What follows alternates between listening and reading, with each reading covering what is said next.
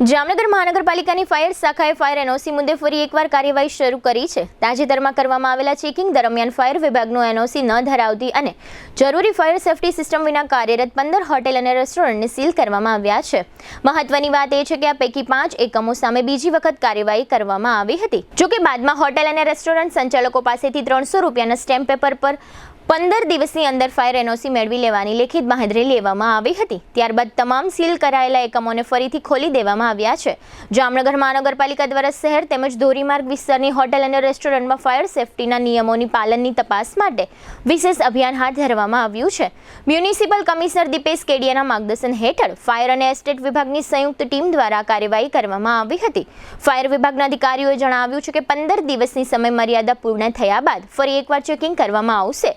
જો કોઈ હોટેલ અથવા રેસ્ટોરન્ટ દ્વારા ફાયર એનઓસી મેળવવામાં નહીં આવે તો તેમની સામે ફરીથી સીલ કરવાની કાર્યવાહી કરવામાં આવશે।